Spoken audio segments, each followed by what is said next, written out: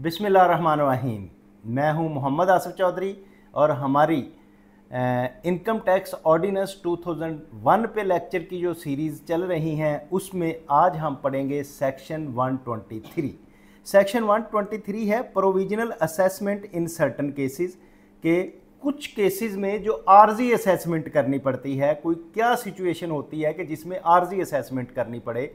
तो वो कौन से केसेस होंगे। तो इसमें है where a concealed asset of any person is impounded by,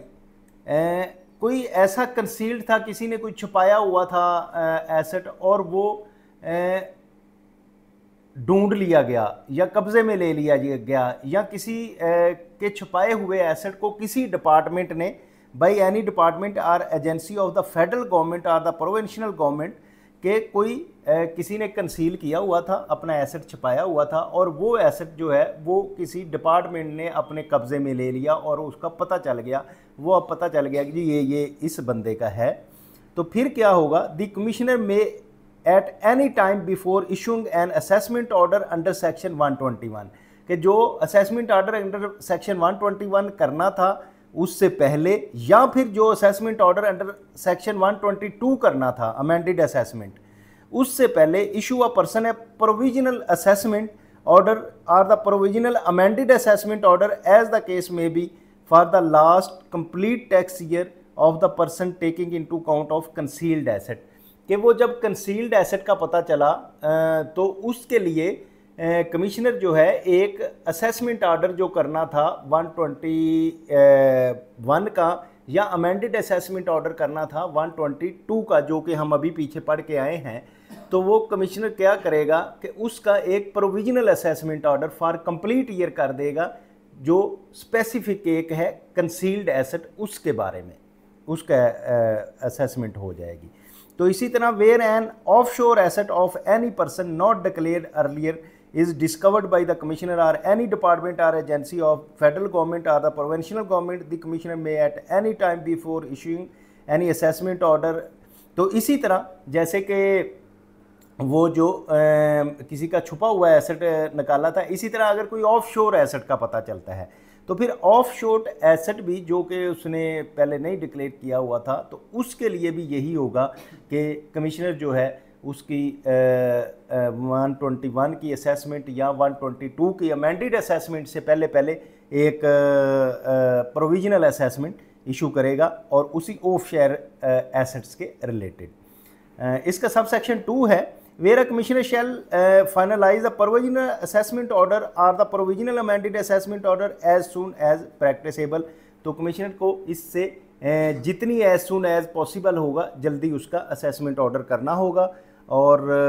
सब सेक्शन 3 है, in this section concealed asset mean any property or asset which is in the opinion of the commissioner was acquire from any income subject to tax under this ordinance, के commissioner के मुताबिक, इस ordinance के मुताबिक ये under tax आना चाहिए था। ये इनकम जो है इसने कंसील्ड की और छुपाई, तो उसको हम कंसील्ड एसेट कहेंगे।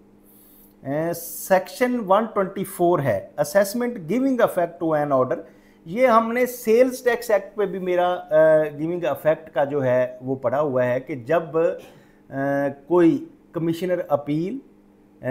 या कमिश्नर का कोई ऑर्डर हो या कोई इसमें एपलेट ट्रिब्यूनल का ऑर्डर हो, उसमें डायरेक्शंस दी गई हों कि इसको अमेंड करें, इसको फ़लाँ चीज़ जो है उसको चेक करें, जो भी डायरेक्शंस हैं उसके मुताबिक उसका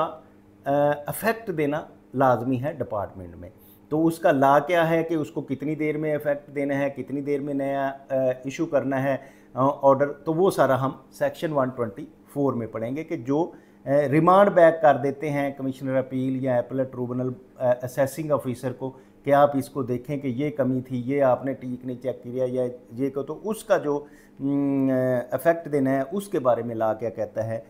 सब सेक्शन 1 है effect where sub section 2 applies where the consequences of are to give effect to any finding directions in any order made under part 3 of this chapter by the commissioner appeal. जैसे कि मैंने बताया, if the value of the assessment or the case may be refund of the tax does not exceed 20 million rupees, तो अच्छा, ये जो बात है ना 20 मिलियन रुपये वाली, कि जो कमिश्नर अपील में एक जो अमेंडमेंट ला आया था 2024 का, जिसमें ये कह दिया गया था कि 20 मिलियन तक का कमिश्नर अपील के पास केस होगा। लेकिन अब क्योंकि नया बजट आ चुका है, आपको पता है, और उसमें ये बात मैंने बताई भी है कि इस बजट में ये दोबारा अपने पिछली पोजीशन में चला गया है, सिवाय इस बात के कि टैक्स पेयर अगर चाहे तो ये कमिश्नर अपील का फॉर्म जो है बाईपास करके सीधा एपलेट ट्रिब्यूनल पे जा सकता है। अदरवाइज़ ये है कि वो पुराना पहले कमिश्नर अपील के पास जाएगा। वो जो इसकी पेक्यूनियरी वैल्यू थी कि 20 मिलियन तक का होगा, वो ख़त्म हो गई है। अब जो है जितना भी होगा पहले कमिश्नर अपील के पास, फिर एपलेट ट्रिब्यूनल पे पास जाएगा। हाँ, अगर टैक्स पेयर खुद चाहता है तो फिर वो इसको बाईपास कर सकता है। तो कमिश्नर अपील का जो फैसला है 20 मिलियन तक इसमें लिखा है, लेकिन अब ये अमेंड हो जाएगा। और दूसरी बात यह है कि appellate tribunal, high court or supreme court an assessment order, amended assessment order is issued any person, the commissioner shall issue a order within 2 year. तो उसमें क्या होगा कि उसके लिए कमिश्नर को 2 साल के अंदर अंदर उसका गिविंग अफेक्ट देना है कि जो भी डायरेक्शन आई हैं हाई कोर्ट से, सुप्रीम कोर्ट से या फिर एपलेट ट्रिब्यूनल में से, तो from the end of the financial year in which the order of the commissioner appeal if value assessment order, ये अब बात वैसे इसमें से निकल जाएगी। एपलेट ट्रिब्यूनल, हाई कोर्ट, या यानी कि जो जिस साल में उनको फैसला रिसीव होगा एपलेट अथॉरिटीज़ का या कोर्ट्स का, तो उस साल के फाइनेंशियल ईयर एंड होने से 2 साल के अंदर अंदर उसको अफेक्ट देना पड़ेगा। तो इसी तरह बात है सब सेक्शन 2 में, where by an order made part 3 of chapter this the appellate tribunal, high court or supreme court an assessment order is set aside, यानी कि होली और पार्शली के सेट असाइड कर दिया गया है पूरा या कुछ पार्ट उसका, एंड द कमिश्नर और commissioner appeal as the case में भी। ये वैल्यू ऑफ असेसमेंट वाली बात जो है वो अब अगले बजट में ख़त्म हो गई है। Is directed pass a new assessment order, तो जब उसमें डायरेक्टेड किया गया है तो एक नया असेसमेंट ऑर्डर देना पड़ेगा। द कमिश्नर और the commissioner appeal as the case में भी shall pass the new order within 1 year from the end of the financial year which the commissioner or the commissioner appeal has the case may be। तो इसमें यह है कि अगर कोई set aside किया गया है केस, जिसमें पहले तो हमने बात की थी उसमें डायरेक्शंस दी गई हैं, उसमें ना कोई डायरेक्शन दी गई हैं, लेकिन अगर कोई सेट साइड किया गया है तो उसमें यह है कि 1 ईयर के अंदर कमिश्नर अपील को या कमिश्नर को अफेक्ट उसका देना है। लेकिन अगर कोई डायरेक्शंस दी गई हैं कोर्ट्स की तरफ से तो उसको आप end of the financial year के 2 साल के अंदर दे सकते हैं। तो इसकी एक प्रोवाइजो दी गई है, provided that limitation under subsection shall not apply in the appeal of the reference has been preferred against the order pass by the appellate tribunal में जो होगा तो उसमें लिमिटेशन जो है सब सेक्शन में नॉट अप्लाई होगी। वेयर क्योंकि लिमिटेशन तो अब किसी में भी नहीं अप्लाई होगी ना नए लॉ के मुताबिक। Where an assessment has been set aside, modified, the proceedings may commence from the stage next proceeding, the stage at which such set aside or modification took place, and the nothing contained in this ordinance shall render necessary to reissue of any notice and has already been issued in refurnishing or refilling of any return statement or the other particular which have already furnished or filed। कि इसमें जब आपने giving affect देना है तो जो already उसने काम कर लिया है उसको आप डायरेक्शन नहीं दे सकते कि अब ये काम करें, ठीक है। अपने उसी स्टेज से आगे का उसको अफेक्ट देना है कि जो उसने अगर कहा है कि मैंने ये डॉक्यूमेंट नहीं दिया था, ये अब मैं प्रोवाइड कर देता हूँ, तो आपने उस तक रहना है, नया उसको डायरेक्शन नहीं देनी कि आप नया कोई रिटर्न फाइल करें। सबसेक्शन 4 है where direct relief is provided to an order under section 129 और 132 the commissioner shall issue a appeal effect order within 2 months of the date of the commissioner is served with an order, कि जहाँ कहीं direct relief दे दिया गया हो, जिसमें कौन सी है प्रोविजन 129 और 132 के तहत, तो उसका विद इन 2 months जो है कमिश्नर ने ऑर्डर सर्व करना है और बनाना है। सबसेक्शन 5 है where by any order referred in subsection 1 any income is excluded, कौन सी होगी, from the computation of taxable income of the tax payer for the year and held included in the computation of the taxable income of the tax payer for another year तो उसमें कि अगर ऐसी income है जो किसी दूसरे साल की है उसको एक्सक्लूड कर दिया जाएगा। For computation of taxable income of one taxpayer and held to be included in computation of taxable income of and other taxpayer, या किसी दूसरे टैक्स पेयर की उसमें इनकम है तो उसको भी एक्सक्लूड कर दिया जाएगा। तो अब क्या है जी, the assessment or amended assessment relating to other tax year or other tax payers as the case may be shall be treated as assessment or amendment assessment to be made in consequency or to given effect to finding on direction to contain in such adder, कि जो उसमें directions दी गई हैं या effect दिया गया है वो उसके मुताबिक इसको किया जाएगा। सब सेक्शन 6 है, nothing in this part shall prevent issuing of assessment order and amended assessment order to give effect to other made a part 3 of the chapter by commissioner appeal। ये वैल्यू की अब बात निकल जाएगी appellate tribunal or the supreme court of Pakistan, कि ये जो assessment order है इसका अफेक्ट जो देना है पार्ट 3 में वो commissioner appeal, tribunal, high court or supreme court का देना है। The provision of this section shall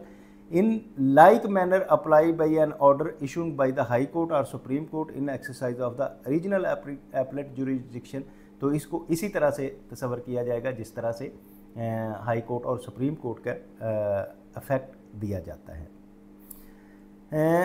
अब सेक्शन 124A है, 124A में पावर्स है of tax authorities to modify the order, कि टैक्स अथॉरिटीज़ के पास पावर है कि वो कोई ऑर्डर इशू हो गया है और उस ऑर्डर को मॉडिफाई कैसे कर सकते हैं। इसके बारे में ला क्या कहता है, where a question of law has been decided by the high court और एपलेट ट्रिब्यूनल, के कोई क्वेश्चन ऑफ लॉ है जो हाई कोर्ट ने या एपलेट ट्रिब्यूनल ने डिसाइड कर दिया गया है in the case of the tax payer on or after the first day of July 2002, the commissioner may notwithstanding that have preferred an appeal against the decision of High Court or made an application for reference against the order of appellate tribunal as the case may be,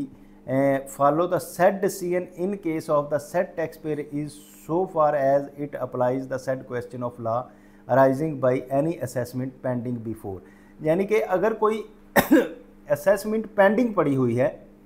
और उस assessment का law question of law high court ने या supreme court ने कोई decide कर दिया है, वो डिसाइड हो गया है, अब पेंडिंग असेसमेंट में टैक्स पेयर आके कहता है कि हाई कोर्ट ने या सुप्रीम कोर्ट ने ये क्वेश्चन ऑफ लॉ डिसाइड कर दिया गया है, तो फिर कमिश्नर या टैक्स अथॉरिटीज़ वो बाउंड हैं कि उसके मुताबिक जो है उसको मॉडिफाई करें और उस ऑर्डर को री इशू करें। इसी तरह कमिश्नर अल्टेन the decision of high court or the appellate tribunal is reverse or modify. हाँ, एक ये भी है कि अगर उसकी अपील आगे नहीं हुई, अगर अपील हुई है तो फिर तो उसका वेट किया जाएगा, अगर अपील नहीं हुई तो फिर उसके मुताबिक मॉडिफाई करना पड़ेगा। इसी तरह in case of the decision of high court और appellate tribunal referred in sub section 1 is reverse or modified, the commissioner may, notwithstanding the expiry of the period limitation prescribed, making any assessment order within the period of 1 year from the date of receipts of the decision, modify the assessment or order which is said decision as applied so that it confirms the final decision। तो उसमें जो उस directions के मुताबिक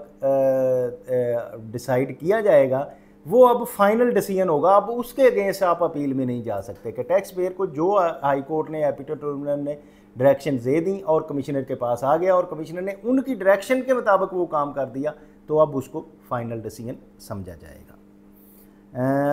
section 125 है assessment in relation to disputed property, कि अब कोई ऐसी प्रॉपर्टी है जिसका डिस्प्यूट चल रहा है, किसी कोर्ट में उसका झगड़ा चल रहा है, कब्ज़ा किसी और का है, नाम किसी और पे है, और वो जिसके नाम पे है ज़ाहिर है वो उसका उस पर कब्ज़ा नहीं है, उसको रेंटल इनकम नहीं आ रही, उसको उसकी प्रॉपर्टी शो नहीं हो रही, तो अब इस तरह के केस में क्या करना पड़ेगा। तो लॉ इसके बारे में कहता है where the ownership of any property the income from which is chargeable to tax under this ordinance is in dispute,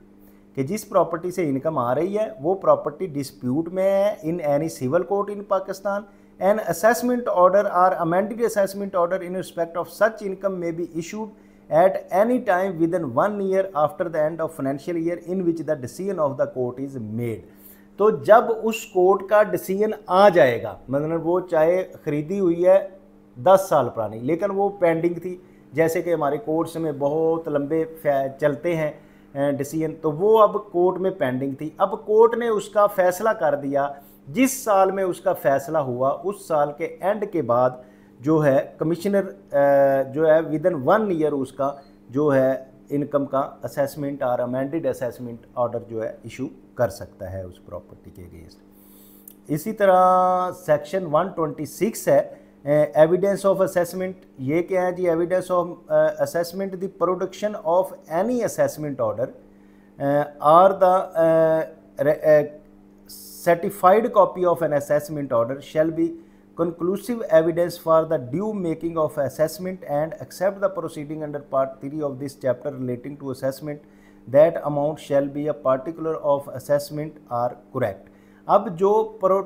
assessment order दिया गया है या रिसीव किया गया है या उसकी जो सर्टिफाइड कापी है उस एविडेंस को ये समझा जाएगा इसमें सारे पार्टिकुलर्स अवेलेबल हैं और ये अमाउंट जो है वो करेक्ट है इसके लिए। और पार्ट इसका सेक्शन सब सेक्शन 2 है एनी ऑर्डर ऑफ असेसमेंट और other document purporting made issued executing under this ordinance may not be quashed or deemed to be void or voidable warrant from or affect the reason of any mistake, defect or omission। तो अगर कोई उसमें होगा तो उसकी जो है errors वगैरह जो होंगी उसको गलती समझी जाएगी। If it is in the substance of effect, conformity of this ordinance and the person assessed or intended to be assessed or effect or document is designated in according to the common understanding, तो उसको common understanding के मुताबिक समझा जाएगा। लें जी, ये हमारा part 2 ख़त्म हो गया है। अब पार्ट 3 है जिसमें हम अपील्स की बात करेंगे कि कमिश्नर अपील्स जो हम जब हमारे डिसीजन हो जाते हैं, असेसमेंट्स हो जाती हैं। पिछले में हमने असेसमेंट्स पढ़ी, अब असेसमेंट जब हो गई और टैक्स पेयर उससे एग्रीव्ड हुआ और टैक्स पेयर उससे मुतफिक नहीं हुआ तो फिर आगे गवर्नमेंट ने फैसिलिटी दी हुई है कि उसके पास अपील की हक है। तो वो अपील कहाँ करता है, वो सारी चीज़ें आगे हम पढ़ेंगे, जिसमें हम कमिश्नर अपील के बारे में पढ़ेंगे, हम एपिलेट ट्रिब्यूनल के बारे में पढ़ेंगे, हाई कोर्ट, सुप्रीम कोर्ट, ये सारे फोरम जो है उसके बाद वो अवेल कर सकता है। तो ये जो फ्रेश वकला हजरात हैं, जो कंसल्टेंट्स हैं और जो ऑफिसर्स हैं जो केस बना रहे हैं, उनको ये भी पता होना चाहिए कि ये आगे अपील में जा सकता है और इसमें ये चीज़ें चेक हो सकती हैं। तो ये सब के लिए बेनिफिशियल होगा। तो उम्मीद है कि आप पहले भी सुन रहे होंगे और दूसरों को सुनाने के लिए आप इसको लाइक, शेयर और सब्सक्राइब कर रहे होंगे। तो अब ये अगले जो लेक्चर्स आ रहे हैं ये बहुत इंपॉर्टेंट है, कोशिश करें कि इनको भी सुने और आपका ताकि इंशाल्लाह आपकी जो है कैपेसिटी है जो वो इम्प्रूव होगी इस हवाले से, जुडिशियल्स के हवाले से और एपलेट फोरम के हवाले से। Thank you very much, have a nice day.